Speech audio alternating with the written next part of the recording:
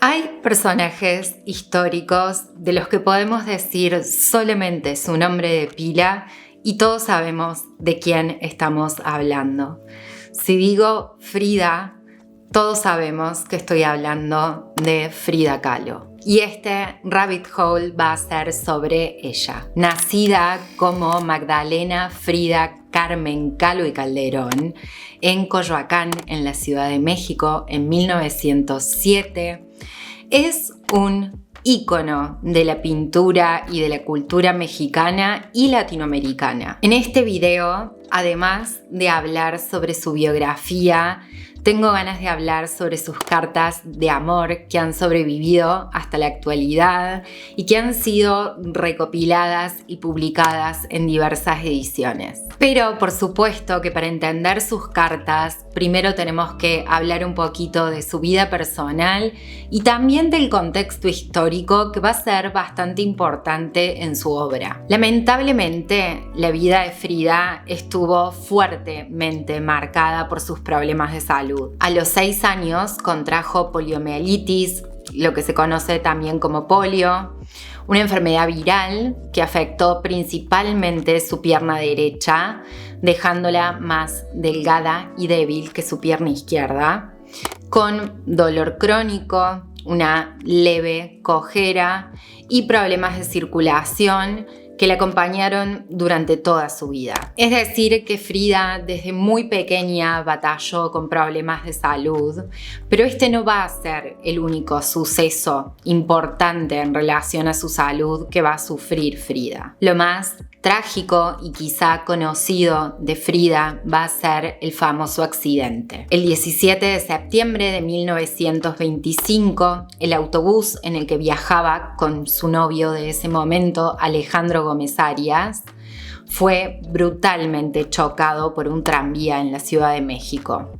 Este accidente dejó a Frida con múltiples heridas graves, incluyendo fracturas en la columna vertebral, la pelvis y la pierna derecha, lesiones en la clavícula y el hombro izquierdo. Este trágico accidente hizo que Frida tenga que someterse en su vida a 32 cirugías. Sí, 32. Estas cirugías la dejaron por largos periodos en reposo, en camas, ya fuese en hospitales o en su casa azul en la que vivió hasta sus últimos días. Es decir, que Frida vivía diariamente en un cuerpo con dolores crónicos, punzantes y muy debilitantes.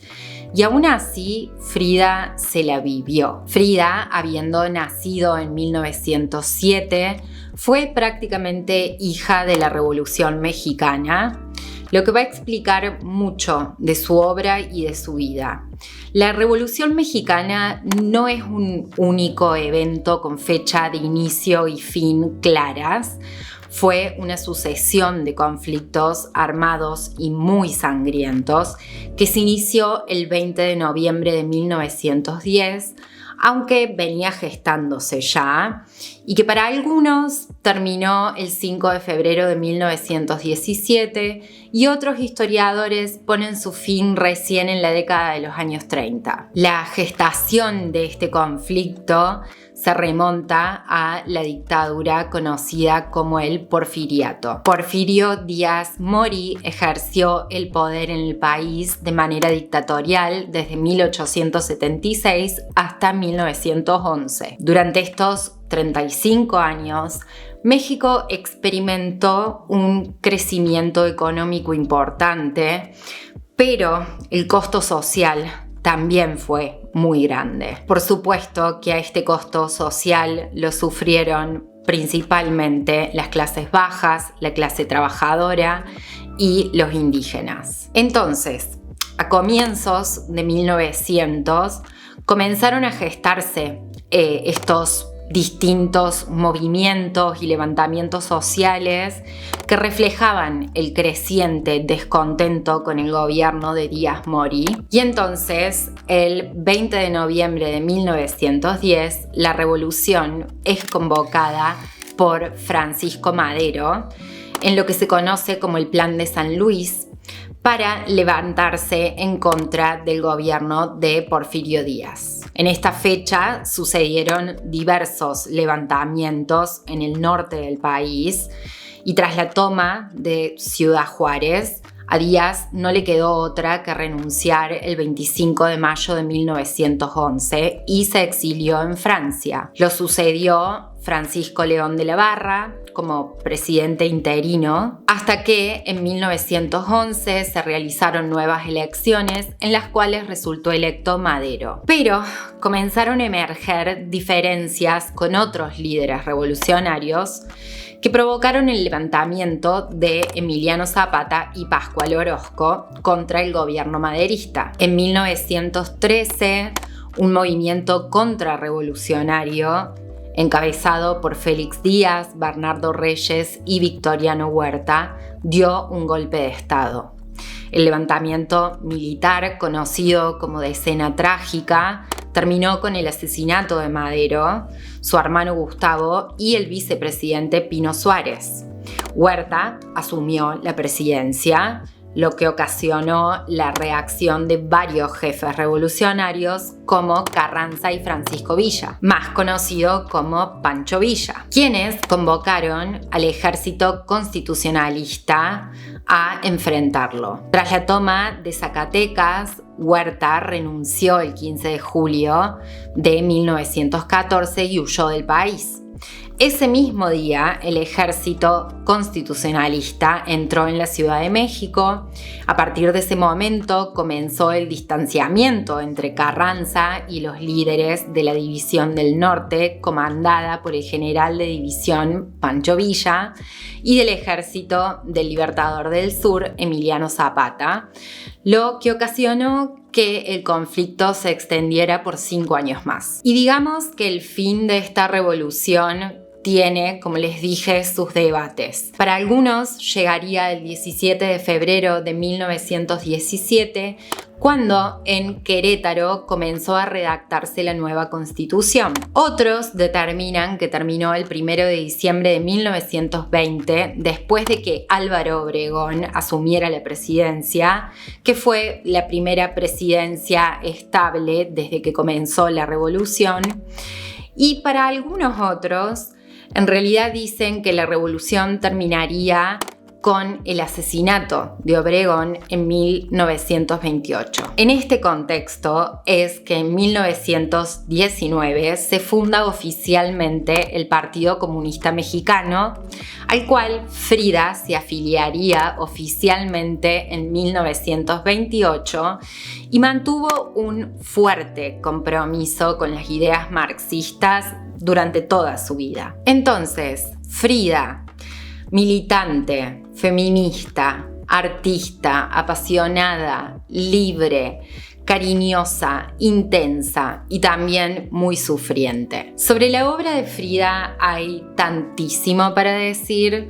Ya les he comentado además en otros videos que me interesa mucho el arte en periodos de revolución y de guerra, pero no es en lo que quiero enfocarme tan fuertemente en este video, aunque sí quiero hacer algunas valoraciones. El padre de Frida era fotógrafo y si bien él comenzó haciendo fotografía de arquitectura, eventualmente se abrió un estudio de fotografía en el que hacía sobre todo retratos. Entonces, Frida tenía muy incorporado el lenguaje del retrato.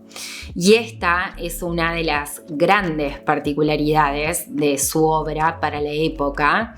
La mayoría de las pinturas de Frida son autorretratos. Su obra era intimista y si bien muchas décadas después, en realidad en décadas más recientes, se ha producido una revalorización de su obra con el fortalecimiento del feminismo, cuando se instala la idea de que lo personal es político, ya en aquel momento, que la obra de una artista mujer fuese autorreferencial, que hablase de sus padecimientos, era revolucionario. Algunos artistas de la época van a querer inscribir la obra de Frida dentro del surrealismo. Uno de ellos fue André Breton. Pero Frida no estaba de acuerdo con eso. El surrealismo tenía que ver con la actividad onírica, con los sueños y con la libre asociación. Y en la obra de Frida todo es deliberado. Y nada tienen que ver con los sueños de ella, tienen que ver con su vida con los ojos abiertos. Otra curiosidad que ha ocurrido con la obra de Frida es que, como les contaba, ella era militante del Partido Comunista, estaba en contra del capitalismo y en contra del imperialismo americano. Y aún así, hoy en día se ha convertido en un ícono pop casi, un ícono de la cultura pop de las últimas décadas. Es decir, que podemos ver su imagen en merch, en productos de consumo masivo, medias, cortinas de baño, almohadones, joyería, remeras, por todos lados. Y probablemente Frida estaría bastante descontenta con esto, aunque todos entendemos que esto sucede a partir de la admiración y la revalorización sobre su persona. En esto que se ha transformado en un ícono de la revolución, del feminismo y de la cultura latinoamericana. De igual manera, la obra de Frida tuvo su reconocimiento en vida también. En 1953, en la Ciudad de México, se organizó la única exposición individual en su país durante su vida. La exposición fue en la Galería de Arte Contemporáneo. Frida ya estaba muy mal de salud y los médicos le prohibieron ir a la inauguración, y Frida, siendo Frida, y como escribirá tiempo después, pies pa' que los quiero, si tengo alas para volar, Frida llegó en una ambulancia. La ingresaron a la sala en camilla. Los fotógrafos y los periodistas estaban mandíbula balcón, que no se lo podían creer. Y Frida contó chistes, cantó y tomó tequila en la camilla colocada en el medio de la galería. Ese mismo año le tuvieron que amputar la pierna por debajo de la rodilla debido a una infección de gangrena. Y es de donde sale esa frase que les dije hace un ratito, que ha sido tan citada. Y va a sufrir de grandes episodios depresivos.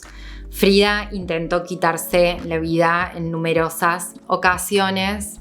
El 13 de julio de 1954, su enfermera la encontró muerta en su cama.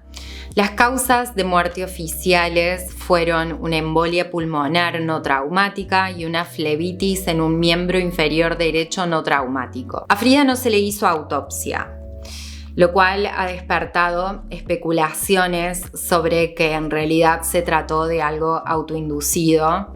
Aparentemente Frida, la enfermera de Frida, contaba la medicación todos los días y aparentemente Frida habría tomado más de lo que correspondía de una de sus medicaciones, y eso es lo que habría provocado el colapso. El cuerpo de Frida fue velado en el Palacio de Bellas Artes, un evento súper excepcional, y su ataúd fue cubierto con la bandera del Partido Comunista de México. El cuerpo de Frida fue cremado y sus cenizas fueron llevadas a descansar a la Casa Azul en Coyoacán, el mismo lugar donde nació y que años más tarde se convirtió en su museo. Museo que tuve la enorme emoción de poder visitar hace varios años, en donde se puede ver su taller, sus libros, su cama con el espejo que le hizo fabricar su mamá para que pudiera pintarse en esos periodos de reposo eternos de meses que tenía. Y realmente es un lugar que, si están en la Ciudad de México, se los recomiendo muchísimo. Pero entonces ahora podemos hablar de Frida, sus vínculos y sus cartas de amor. Frida amaba el amor.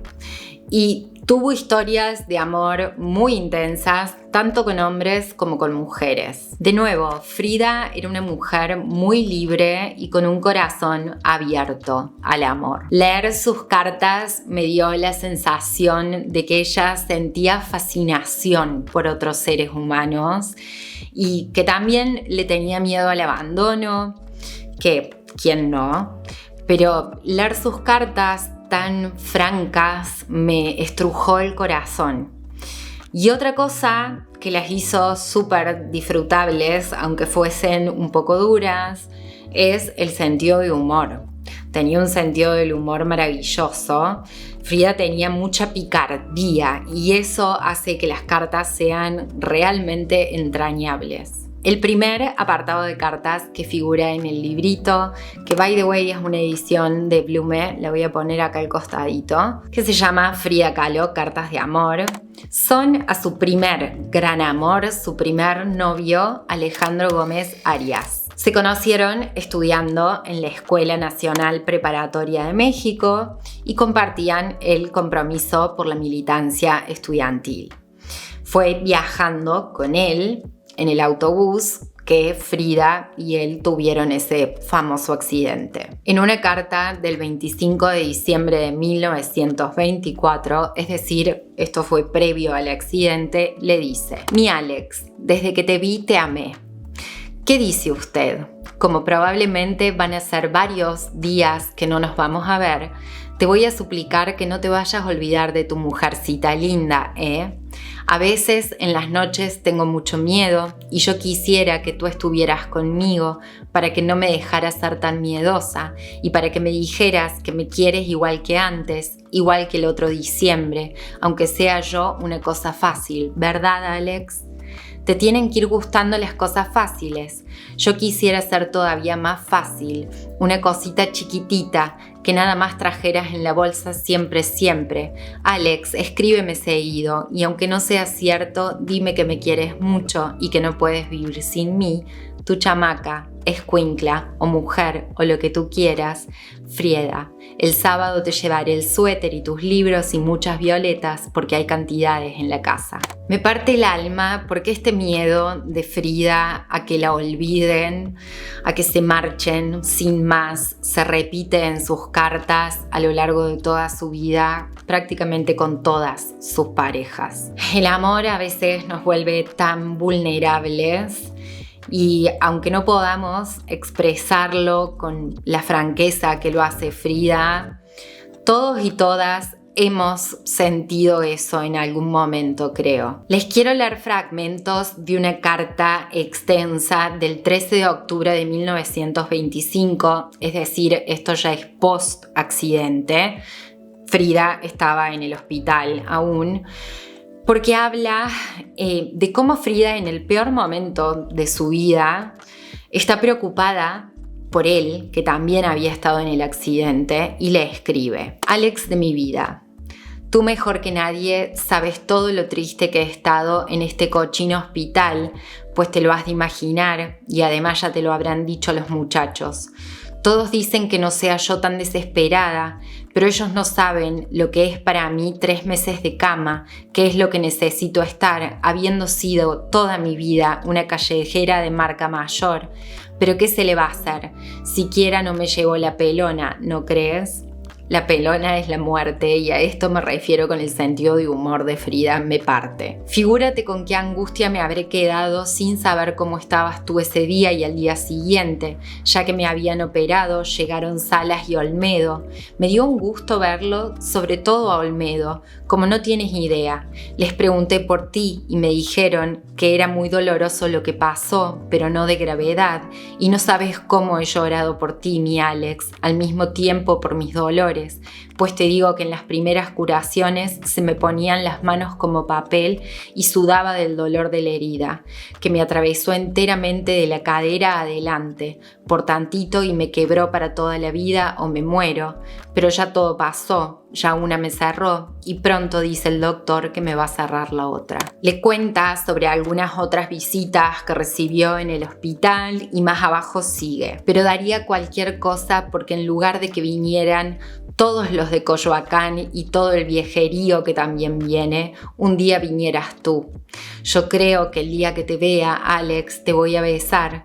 No tiene remedio. Ahora mejor que nunca he visto cómo te quiero con toda el alma y no te cambio por nadie. Ya ves que siempre sirve de mucho sufrir algo. Luego habla de lo preocupados y sin consuelo que han estado sus padres y termina la carta diciéndole: Oye, mi Alex, si no puedes venir todavía, me escribes. No sabes todo lo que me ayudó a sentirme mejor tu carta. La he leído, yo creo que 2 veces al día desde que la recibí y siempre me parece como si fuera la primera vez que la leo.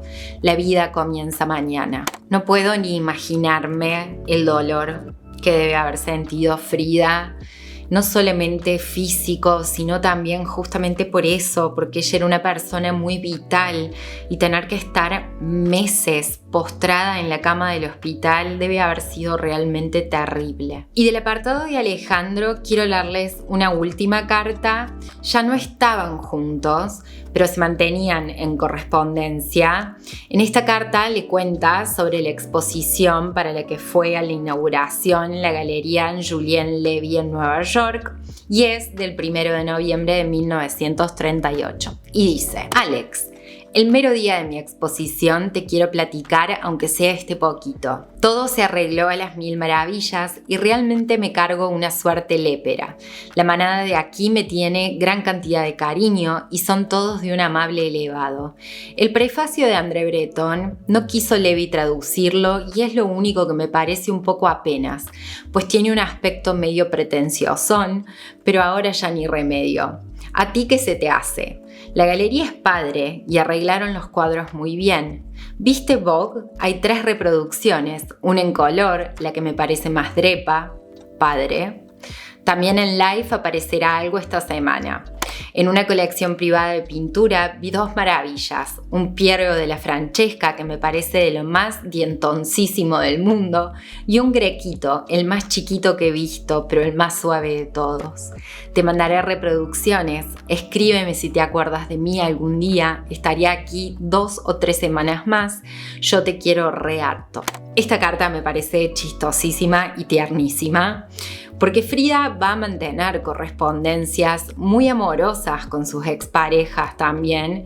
Y por otro lado, me da gracia que el texto mencione a Breton con su prefacio pretenciosón, porque realmente Breton para mí, yo comparto esa visión, tenía una forma bastante pretenciosa. Les hablé de Breton porque es en el que en el video de Caravan lo mencionaba como el precursor del dadaísmo. Y también habla de su icónica aparición en la revista Vogue. Ahora, por supuesto que tenemos que hablar de la relación de Frida con Diego Rivera. Diego y Frida se conocieron por primera vez en 1922 en la Escuela Nacional Preparatoria de la Ciudad de México, donde él estaba pintando un mural y ella era estudiante, pero su relación no comenzaría hasta 1928, cuando se reencuentran a través del círculo artístico y político. Cabe destacar que Diego era 21 años mayor que Frida y la relación entre ellos va a ser muy complicada. Hay que decirlo todo. Diego, como artista, fue un maestro, un artistazo, y que, pequeño paréntesis, muchas veces se ha dicho que Frida siempre vivió artísticamente a la sombra de Diego. Yo no creo que haya sido así para nada. Sí es cierto que todos los ámbitos en aquel momento preponderaban más a las figuras masculinas que a las femeninas, pero yo no creo que Diego opacase a Frida y de hecho la ayudó mucho a insertarse en el circuito también. Pero entonces, Diego, un artista bestial, pero como pareja dejaba bastante que desear. Aparentemente Diego era un Don Juan de aquellos. Diego tuvo muchos romances paralelos. Llegó a tener una affair con la hermana menor de Frida, Cristina, situación que la destruyó emocionalmente y destruiría eventualmente la pareja, aunque no para siempre. Esto fue alrededor de 1934. En 1935, Frida se separa temporalmente y se muda a otro departamento. Y acá ella también comienza a tener sus propias relaciones paralelas con otros hombres y mujeres, entre ellos León Trotsky en 1937. Pero acá entonces comienza un periodo un poco extraño entre ellos, que si bien estaban juntos, tenían amoríos, pero siempre estaban un poco en la cuerda floja. Por lo que en 1939 oficializan su divorcio, pero para 1940 se casan de nuevo, esta vez viviendo en casas separadas, y no sé si explícitamente o no, pero ambos van a continuar teniendo relaciones paralelas, funcionando más como una pareja abierta, digamos. Realmente no sé hasta dónde esto no nació un poco de la necesidad de Frida también de protegerse y de no darlo todo por un hombre que no estaba dispuesto a hacer eso por ella tampoco. Pero de igual manera, Frida de nuevo se la va a vivir. Pero vamos a las cartas de amor entre ellos. En una carta del 23 de julio de 1935, Frida le escribe: cierta carta que vi de casualidad en cierto saco de cierto señor y procedía de cierta damisela de la lejana y pinche Alemania, y que me imagino que debe ser la dama que Willy Valentiner tuvo a bien mandar aquí a vacilar con intenciones científicas, artísticas y arqueológicas, me dio mucho coraje y, a decir verdad, celos. ¿Por qué seré tan mila y regueja de no entender que las cartas, los líos con enaguas, las profesoras de inglés, las modelos gitanas, las ayudantes de buena voluntad, las discípulas interesadas en el arte de pintar y las enviadas plenipotenciarias de lejanos lugares significan únicamente vaciladas, y que en el fondo tú y yo nos queremos harto, y así pasemos aventuras sin número, cuarteaduras de puertas, mentadas de madre y reclamaciones internacionales, siempre nos querremos? Creo que lo que pasa es que soy un poco bruta y un tanto cuanto zorrilla, pues todas estas cosas han pasado y se han repetido durante casi 7 años que vivimos juntos, y todas las rabias que he hecho no me han llevado sino a comprender mejor que te quiero más que a mi propia piel, y que aunque tú no me quieres de igual manera, de todos modos algo me quieres, ¿no? O si no es cierto, siempre me quedará la esperanza de que así sea, y con eso me conformo. Quiéreme tantito, te adoro. En una carta muy extensa, que es casi un informe de salud también, le dice, entre otras cosas: cada cosa tuya me hace pensar en ti y sufro horrorosamente, sobre todo las cosas que tú más quieres, el tresor, la máscara de trompuda y muchas otras, pero ahora no hay más que hacerme fuerte. Estoy contenta de haber podido ayudarte hasta donde me alcanzaron las fuerzas, aunque no tuve el honor de haber hecho tanto por ti como la señorita Irene Bohus y la señora Goddard. Según tus declaraciones a la prensa, ellas fueron las heroínas y las únicas merecedoras de todo tu agradecimiento.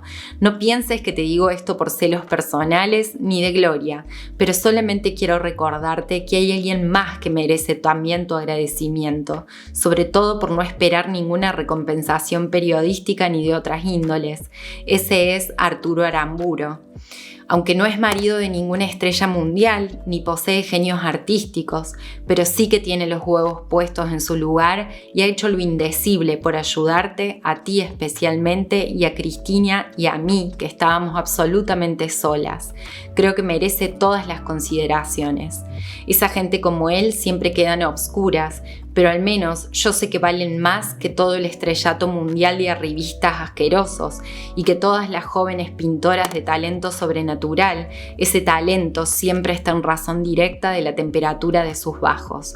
Tú ya me entiendes, y ahora mejor que antes entiendo yo tus declaraciones y la insistencia de la señorita Bohus en conocerme. Nada me da más gusto que haberla mandado a la mierda. Según una carta tuya amabilísima a Goodyear, le invitas para que sea tu ayudante en San Francisco. Creo que ya estará todo arreglado.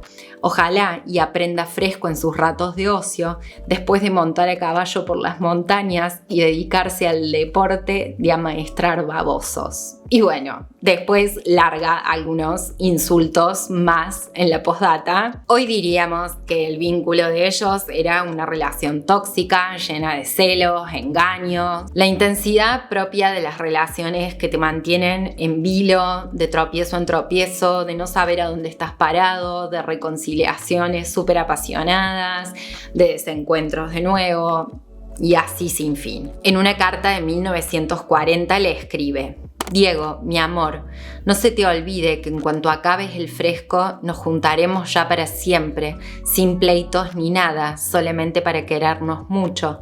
No te portes mal y haz todo lo que Emilu te diga.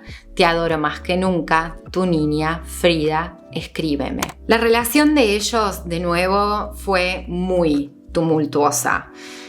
Pero algo que siempre se tuvieron fue admiración artística. Para la muerte de Frida, Diego diría: demasiado tarde me doy cuenta de que lo más maravilloso de mi vida ha sido mi amor por Frida.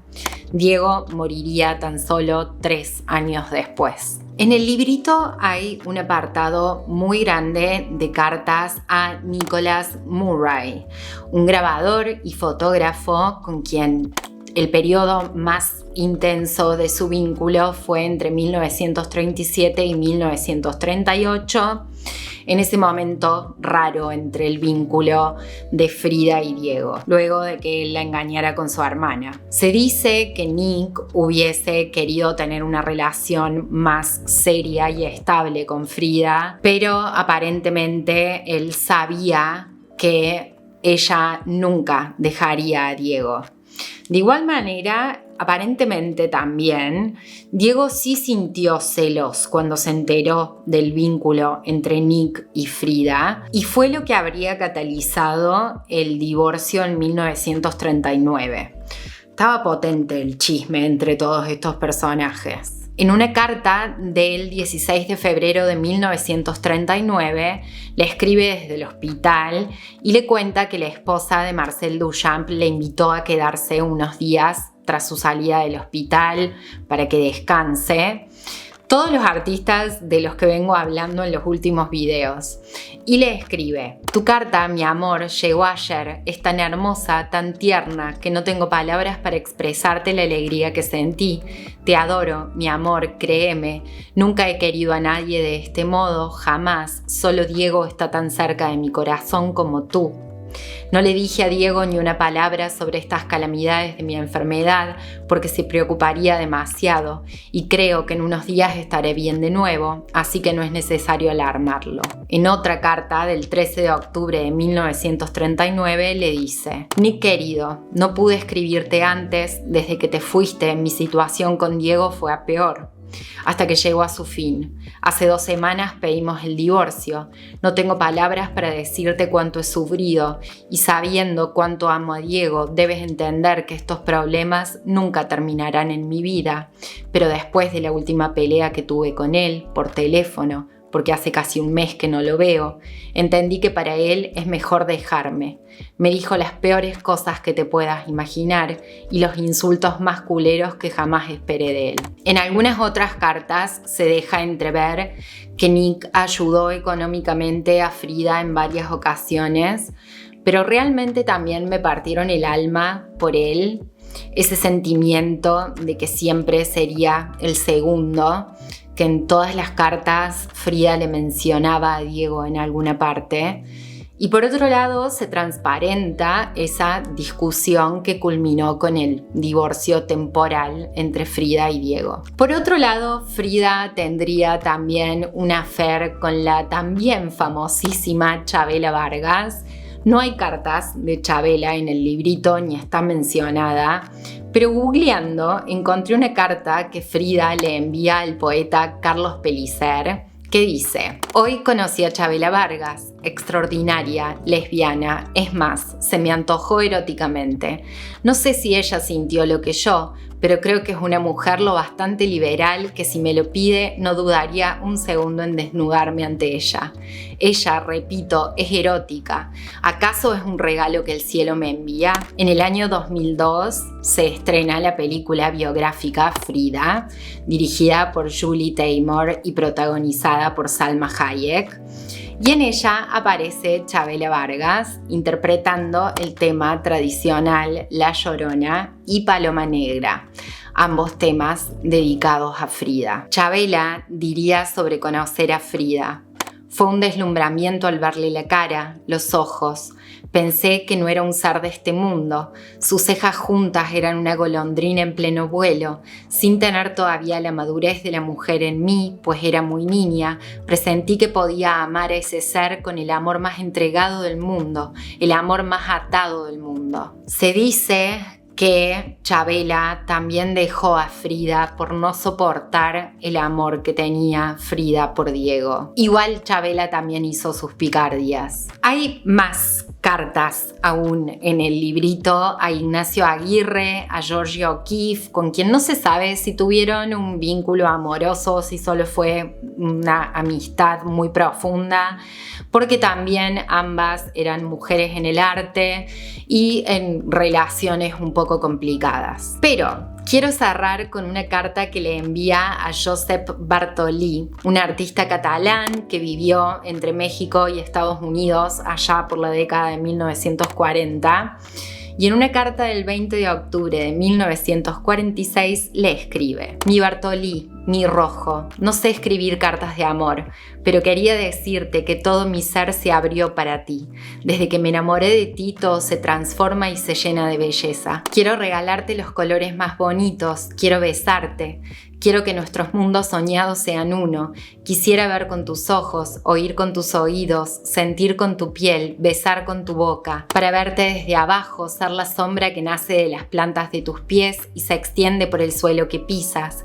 Quiero ser el agua que te baña, la luz que te da forma, que mi sustancia fuera tu sustancia, que tu voz saliera de mi garganta para acariciarme desde adentro. En tu deseo y en tu lucha revolucionaria por lograr una vida humana mejor para todos, quiero acompañarte y ayudarte, amándote y en tu risa encontrar mi alegría. Si a veces sufres, quiero llenarte de ternura para que te sientas mejor. Cuando me necesites, siempre me encontrarás cerca, siempre esperándote, y quisiera ser ligera y sutil cuando quieras estar solo. Era la sed de muchos años contenida en nuestro cuerpo. Perdóname si todo esto que escribo te parezca una tontería, pero creo que en el amor no hay inteligencia ni estupidez. El amor es como un aroma, como una corriente, como la lluvia. Sabes, mi cielo, llueve sobre mí y yo como la tierra te recibo. Y firma como Mara, aparentemente para mantener la correspondencia discreta. Y para cerrar ya este video, quiero mostrarles una pintura de Frida que probablemente la tenga que censurar porque creo que a YouTube no le gustan estas cosas. Pero la pintura se llama La columna rota, un óleo sobre tela pintado en 1944. Es un autorretrato de todos los dolores de Frida. Ella llora porque tiene su columna rota y solo un doloroso corsé de metal la mantiene firme. Tiene clavos por todo su cuerpo. Frida está estoica igual, aguantando con el rostro cubierto de lágrimas, pero con dignidad, como ha hecho toda su vida. Su entorno es un desierto yermo, quizás simbolizando su profundo dolor de no haber podido tener hijos. Frida sufrió abortos por sus condiciones de salud. Y si vemos bien, los clavos más grandes los tiene en el vientre y en el corazón, las dos cosas que le han producido más dolor. A pesar de todos sus padecimientos físicos, han sido el amor y la incapacidad de concebir. Frida vivió intensamente sus 47 años y ha sido un placer enorme hacer este video, investigar, leer y entender a Frida desde sus propias palabras en estas cartas de amor, más allá de a través de sus pinturas. Ella dice que no sabe escribir cartas de amor, whatever, Frida supo amar hasta el final. Y sus cartas son la expresión de eso. Su última pintura firmada es una naturaleza muerta, pero muy vibrante, de unas sandías, y en una de ellas está escrita la frase "Viva la vida". Espero que este video les haya gustado. Hay tantísimo para decir de Frida, pero esto es lo que puedo abarcar en este videito. Espero que les haya gustado. Si es así, porfa, suscríbanse, comenten, denle un me gusta. Son todas cosas que ayudan mucho en este mar de información que es YouTube. Yo los voy a ver muy prontito en otro video. Les mando un beso enorme. Adiós.